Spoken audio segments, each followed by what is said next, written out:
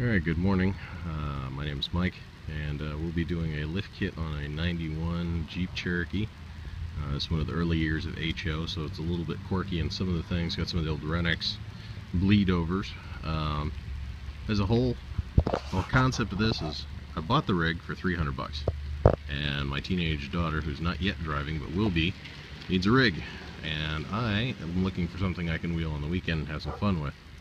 But as you can see, the 31-inch tires we got on it right now fit pretty tight, and they rub anytime you put the whole family in there, and they're tearing up the fender wells and whatnot, so we need to get up a little bit higher.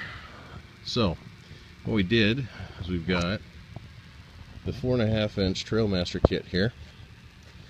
Comes with coil springs, shocks all the way around, brake line relocation kit, transfer case drop, some pretty substantially beefy lower control arms.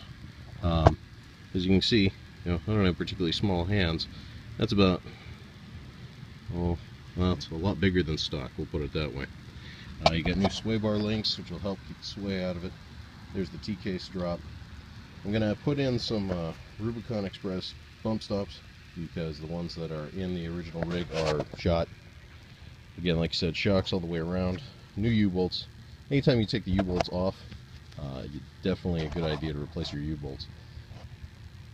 New extended shackles to take advantage of the longer springs. It's nice having a full spring pack as opposed to trying to do an add-a-leaf, because you don't have to take the spring pack apart. It's very helpful.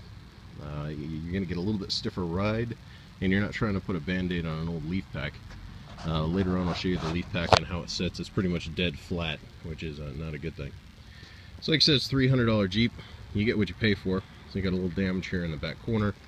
When I first got it, it had a blown motor through the #1 rod, right through the pan actually. It's one of the more spectacular blow-ups I've seen on a Jeep.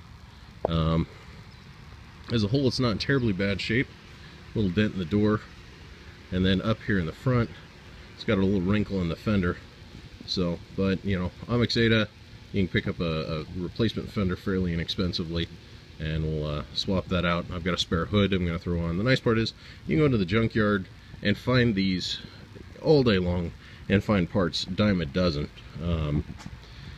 So it's not hard to find spare parts. Like I said, the motor when I got it had it was completely blown through the #1 rod.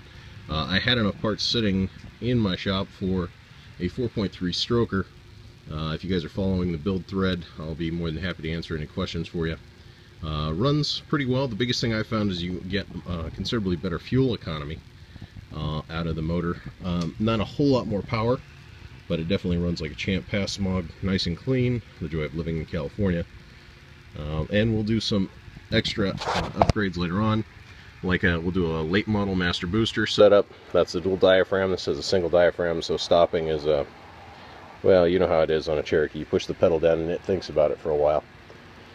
So we'll go ahead and get started. I've got a time-lapse GoPro I've got set up so you can see the progression during the day, and I'll do some short video snippets on little quirks and tricks I found of things that are generally going to hang you up when you're doing a lift kit install, especially on a vehicle that probably hasn't had many factory components replaced over the life of the vehicle.